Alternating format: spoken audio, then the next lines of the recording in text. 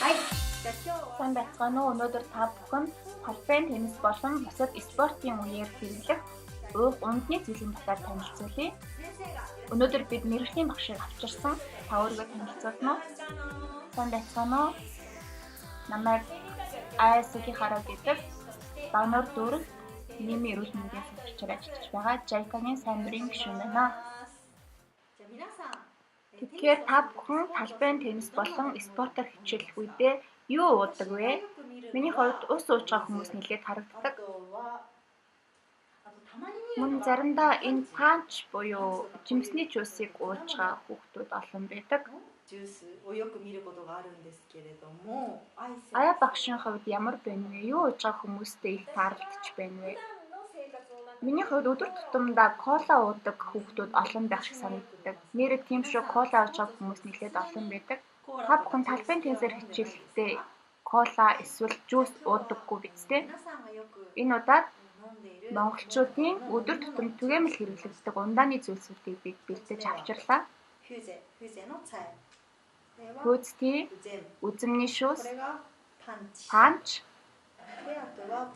боноко плюс, кола, тэгээд ус. Тэгэхээр бичлэг ихснээс ахуулаад та бүхэн энэ урд өөрч тавьсан байгаа йотонгуудыг анзаарсан байх. Энэ бол 500 мл ундаанд агуулгадж байгаа сахарын хэмжээг илэрхийлсэн байгаа. Тэгэхээр аль ундаанд нь хэдий хэмжээний сахар агуулгаддаг болохыг багшаасаа асууж үзье. Эхлээд ус. За усанд бол мэдээж сахар агуулгадаагүй. Уран боноко плюс сахарын хэмжээг 6 ширхэг йотон агуулгадж байна. Дараагийнх нь хөөцтэй. Хөөцтэй 13 ширхэг йотон агуулгаддаг юм байна. Үзэмний шүүс. Үзэмний шүүсэнд 13 ширхэг йотон агуулгадж байна. Бүр ийм их хэмжээтэй байдаг бахан. Кола. Коланд йотонгоор хэмжүүл 15 ширхэг йотонгийн хэмжээтэй сахар агуулгадж байна. Тэгвэл хамгийн сүүлд нь колагаас ч илүү их сахар агуулж исэн ундаа бол панчийн жуус эсэн. Колагаас олон буюу 16 ширхэг йотонгийн хэмжээтэй сахар агуулгаддаг юм байна. Тэгэхээр багшаа 500 мл ундааны зүйл бүр ийм их хэмжээний сахар агуулгаддаг гэсэн үг үү? Тийм ээ. Гэхдээ сахар ихээр хэрэглэн гэдэг нь тийм муу зүйл гэж үү? Сахар нь хэд ихээр хэрэглэх юм бол тархалтын үндсэн шалтгаан болдог. Тархалтнаас болоод цусны даралт ихсэх, чихрийн шижин зэрэг удаан ужиг үргэлжилдэг халдварт бус өвчнүүдэд өртөх эрсдлийг нэмэгдүүлж байдаг. Дээрээс нь спортоор хичээлдэг хүмүүсийн хувьд харгалзах юм бол хөдөлгөхөд хэцүү, дээрээс нь амархан ядардаг болчихдог. Тэгвэл талбайн теннисний хувьд байнгын идэвхтэй гүйж хөдөлж байх шаардлагатай спорт учраас жин нэмэх эсвэл бие сулдаж ядарсан тохиолдолд сайн тоглолт үзүүлж амжилт гаргаж чадахгүй шүү дээ. Тэгэхээр багшаа сахар агуулаагүй ус ууж байх нь хамгийн тохиромжтой юу? Энгийн үед бол тийм. Гэхдээ спортоор хичээлэх үед зөвхөн ус уух нь хангалтгүй байдаг.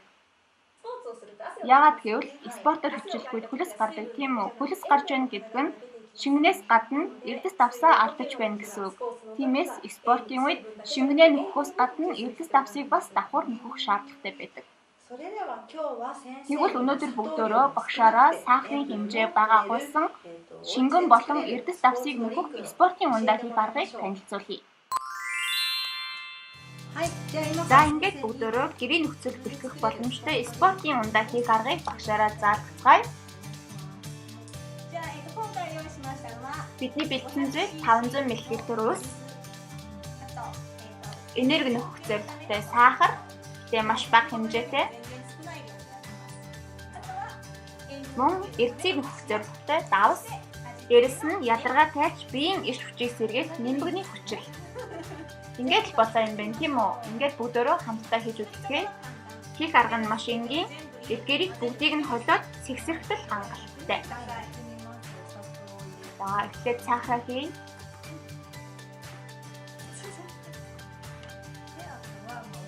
давсаа бага зэрэг хийж өгнө.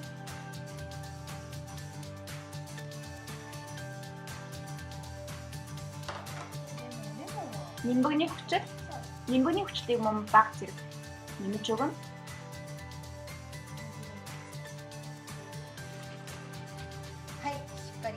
За ингээд маш сайн сэвсэрч найрууллаа. Бүгдөө амталж үзье.